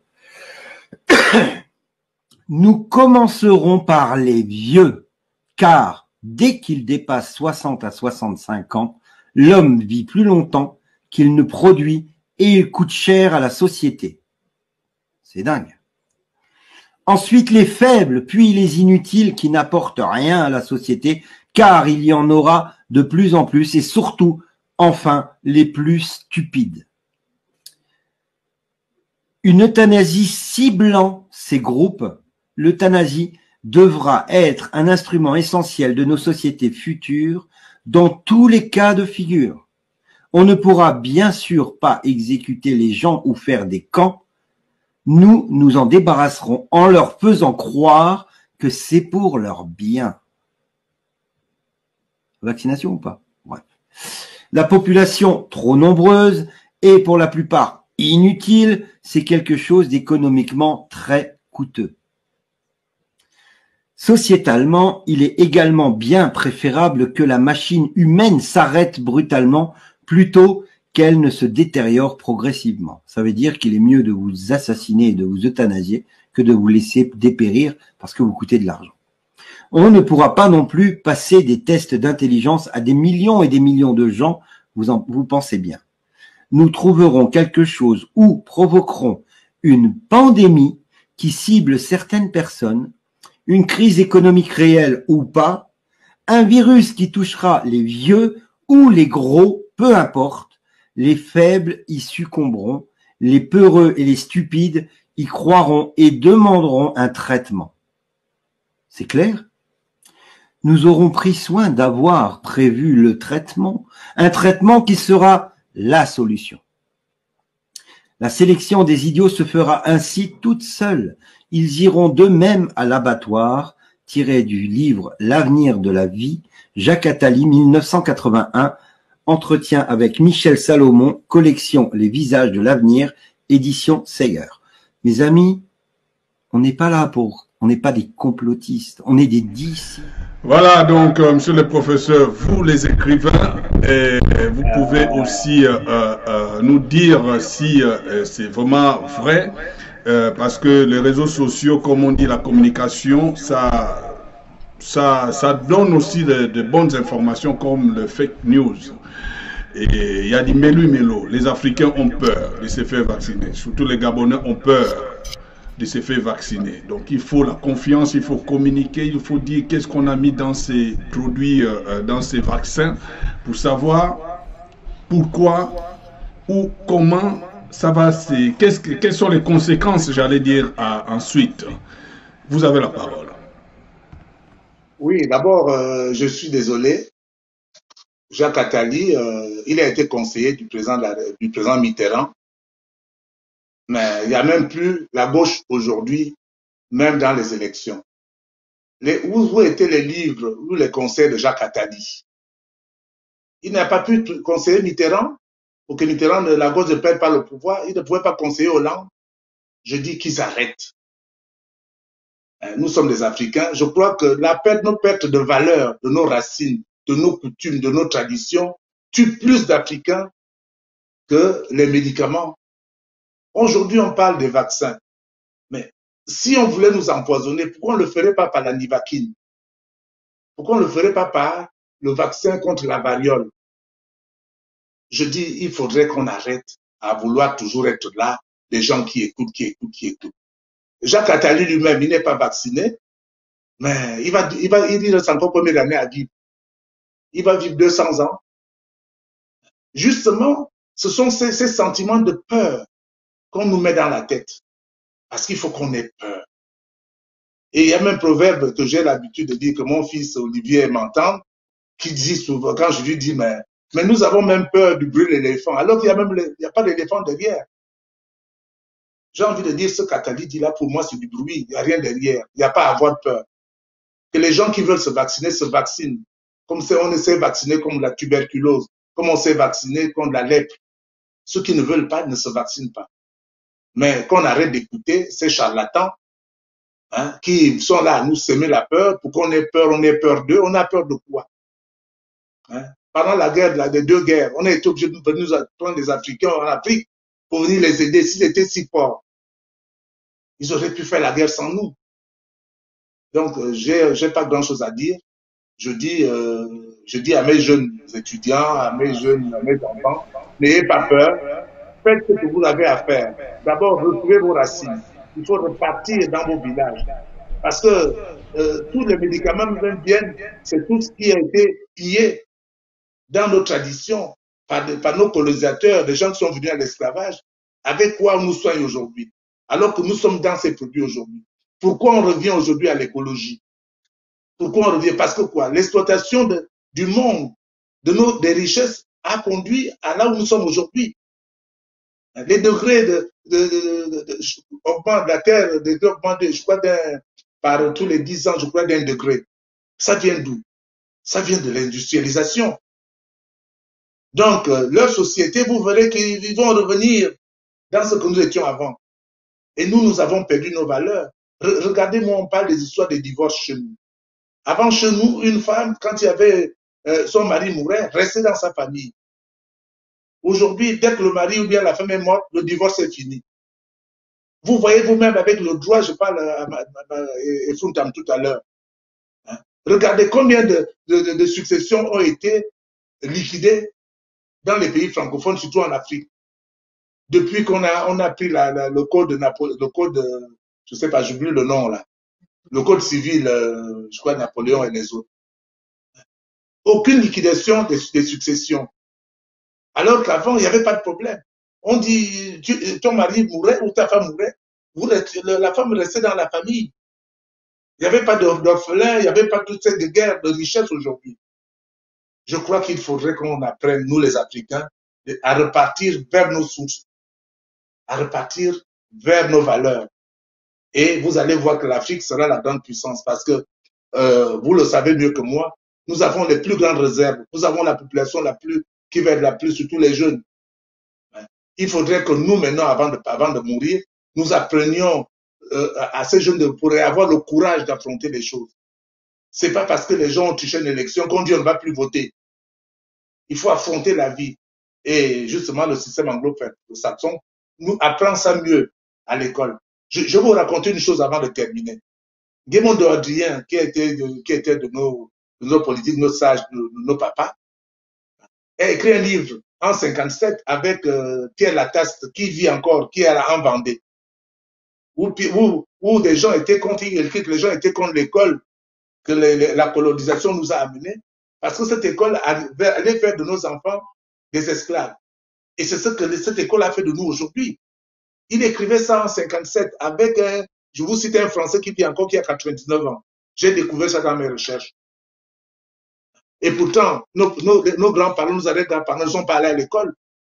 Mais ils ont vu que l'éducation qui nous était amenée par la colonisation française, cette éducation allait faire de leurs enfants des esclaves. Et nous le sommes aujourd'hui. Des peureux, nous le sommes aujourd'hui. On ne veut rien affronter. Donc, je finis un peu avec la passion. Je prie que les spectateurs me pardonnent parce que quand je parle de ce sujet, ça me donne la passion. Je m'excuse par le temps que j'ai pris à la fin. Ok, nous sommes à la fin de notre émission. On va donner un mot de fin d'abord à notre confrère depuis au Togo, Lomé, Monsieur Césaire.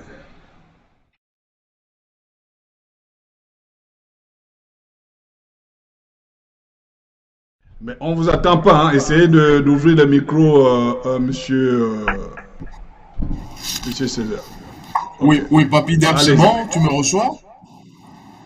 Voilà, alors je disais, c'était passionnant, justement en ce qui concerne donc l'émission, hein, autant d'informations, ce fut un plaisir, un privilège, et on l'espère, comme l'a dit l'invité, monsieur Edmond Okemvele, on aura l'occasion donc de débattre en fond sur d'autres questions, pourquoi pas d'actualité, parce que on a également envie d'avoir son avis sur plusieurs sujets d'actualité, que ce soit social, économique ou politique.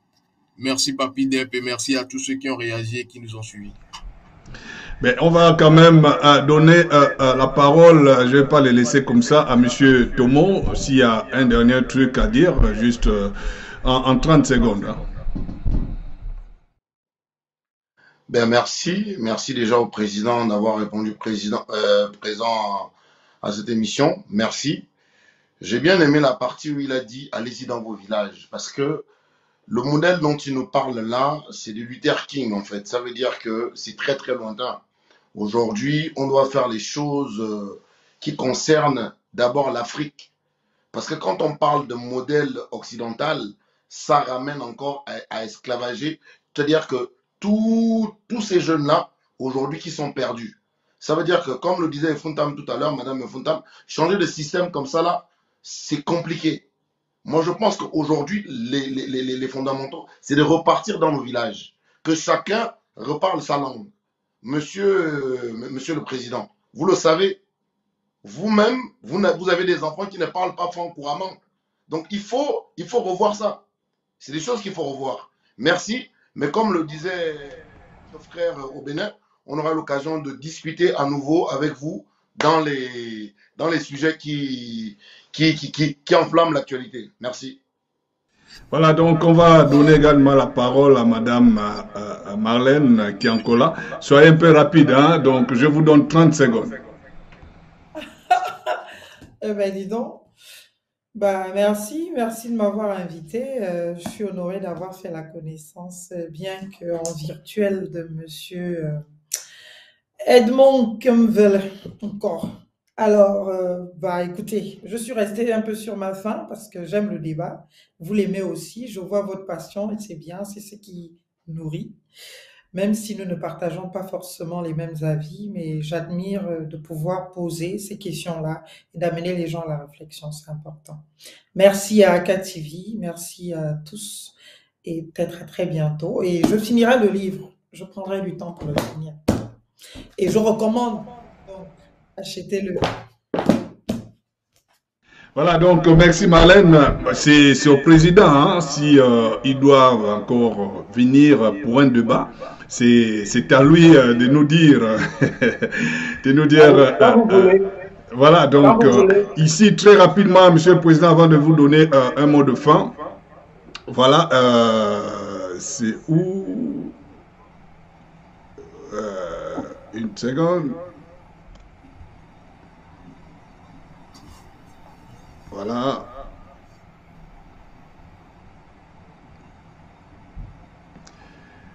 Voilà, donc samedi, on aura ici Madame, il est décédé, Madame Avioga, qui sera ici avec nous. Voilà, elle est là. Donc, elle va venir dire, certainement, il y a trop de fake news, il y a trop, les ont dit. Donc, elle a décidé de parler sur AKTV Radio. Donc, samedi, à 21h, vous aurez préparé vos questions. C'est une dame qui a envie de parler. Elle viendra parler ici. Donc, moi, je vais donner le dernier mot au président. Qu'est-ce que vous pensez d'abord de notre chaîne AKTV Radio? Et ensuite, vous allez livrer en même temps un mot de fin. Oui, d'abord, je voulais vous féliciter, mais avant de vous féliciter, je ne veux pas laisser Madame Efuntam sur sa fin. Sa fin, c'est de dire que les pays africains, surtout francophones, souffrent des problèmes d'hommes, mais pas des problèmes de système. Je ne veux pas la laisser sur sa fin, je vais juste dire quelque chose. Expliquez-moi pourquoi un leader politique, par exemple, je prends Gabonais, je connais le mieux, quand il est à l'opposition, il est adulé par les populations. Quand il arrive, quand il rentre au PDG ou est dans le pouvoir, il est haï. C'est la même personne. C'est la même. Là, il n'y a pas eu qu'on a changé quelqu'un. Je prends le cas de Moukani Ouambou, qui était dans des institutions, machin, ainsi de suite. Il était adulé quand il était à l'opposition. Comment se fait-il que dès qu'il est rentré au gouvernement, et aujourd'hui, les gens le haïssent? Et pourtant, c'est le même intellectuel. Quelqu'un qui est vraiment dans sa tête, bien dans sa tête. Mais c'est uniquement un problème de système. Dans l'opposition, tu peux parler, tu n'es pas l'esclave de quelqu'un. Donc, tu peux dire ce que tu veux, tu peux défendre les populations. Mais quand tu vas par exemple, dans la majorité, dans le PDG, mais tu ne peux pas dire n'importe quoi. Le système te prend. Donc, je ne voulais pas la laisser sur sa fin. Je veux qu'elle médite ces gens-là. Je peux parler d'autres noms, hein, mais je veux seulement dire que pourquoi à l'opposition, on est forcément bon, on est du côté du peuple. Et quand on vient à la majorité, on ne devient plus, la même personne ne devient plus. Donc, pour moi, c'est un exemple que ce n'est pas un problème d'homme. Maintenant, votre chaîne, je peux que vous féliciter. Parce que vous êtes une chaîne panafricaine et vous l'assumez. Le panafricanisme a quelque chose de bien. C'est quoi? Pourquoi les Nkrumah se sont battus? Le Gabon, vous qui êtes aux États-Unis, si on parle de PIB du Gabon, le Gabon, on le met en kilos. Le Gabon a un PIB qui pèse 30 kilos. Les États-Unis ont un PIB qui pèse 19 tonnes ou 18 tonnes. Qu'est-ce que vous croyez qu'un président gabonais peut aller parler avec le président américain? Mais parce que le président américain sait que le président gabonais pèse 32 kilos et lui il pèse 19 tonnes. Je peux prendre comme ça d'autres pays. Le Gabon, le Cameroun doit faire vers les 40 kilos et quelques. Mais quand l'Afrique est fédérée, cette Afrique pèse à elle seule vers les 2 tonnes 100 et quelques. Quand vous savez qu'aujourd'hui, la puissance qui s'oppose aux États-Unis, c'est la Russie. La Russie pèse 1,6 tonne. C'est-à-dire, elle est moins lourde économiquement par PIB que l'Afrique. Alors, comment voulez-vous expliquer à des agrégés, à des Master 8, à des docteurs, à des ingénieurs, à des avocats, que si vous voulez que l'Afrique décolle demain, elle ne décollera pas si on n'a pas mis tout ça, si on n'a pas aggloméré et qu'on pèse 2 tonnes 300. Voilà le fédéralisme, voilà le panafricanisme. Aucun pays ne pourra entraîner l'Afrique seule. La Libye l'a essayé, c'est fini. La Côte d'Ivoire a fait, le Zaïre a essayé d'entraîner, même l'Afrique du Sud. Aujourd'hui, tout le monde parle au Rwanda. Mais le Rwanda ne pourra pas. Le Rwanda aujourd'hui doit peser vers les 60 kilos ou 50 kilos. Ils ne pourront pas. Donc, je voulais de grâce que les gens répondent à l'appel de notre aîné qui a compris qu'il faut se fédérer pour être fort, qui s'appelle Laurent Gbagbo. Il a lancé un appel au panafricanisme, que dans chaque pays, des partis se fondent avec des visées panafricanistes. Dans la esquisse de la Constitution que je vous ai donnée là, que vous avez les copies, ceux qui n'ont pas à m'écrire, ou bien vous écrivez, je vais leur envoyer ces cadeaux sur numérique. Dans les sites de Constitution, dans le site inscrit au Gabon, il est inscrit que le Gabon sera un pays démocratique, républicain et panafricain. Il faut déjà l'afficher, parce qu'en plus les peuples le veulent, les jeunes le veulent. Donc, je voulais conclure par là pour dire que ce n'est pas un jeu, c'est vraiment pas un style seulement. C'est un état d'esprit que chaque citoyen doit avoir pour dire que j'appartiens à l'Afrique. Et ce ne sont pas les dirigeants africains, les présidents de la République, les présidents d'institutions qui pourront entraîner le panafricanisme. D'abord parce qu'ils sont tellement sous influence. Et deuxièmement, ils ne vont pas couper la branche sur laquelle ils sont assis. Chacun a son petit roi chez lui, même s'il pèse 2 kilos. Donc, je voulais terminer par là pour vous dire vraiment bravo à ce que vous faites et bravo à tous ceux qui s'investissent dans ce combat parce que le panafricanisme, l'Union fédérale africaine, d'abord sera la locomotive pour que l'Afrique décolle, le moteur de la fusée, et sera aussi le bouclier pour que n'importe qui ne vienne pas ailleurs venir torpiller l'Afrique, venir voler l'Afrique. Tant qu'on ne sera pas en groupe, c'est plus facile de tuer un enfant, un poussin quand il est seul que quand il est sous le ventre de sa mère. Merci beaucoup. Merci, Président. Les gens demandent, alors, il faut encore inviter le Président. C'est à lui, parce que selon votre disponibilité, qu'on peut vous inviter encore, parce que les Africains en demandent encore. Quand vous voulez. Ok, merci encore. L'émission prend sa fin, mais bien avant de se quitter, je tiens à rappeler ici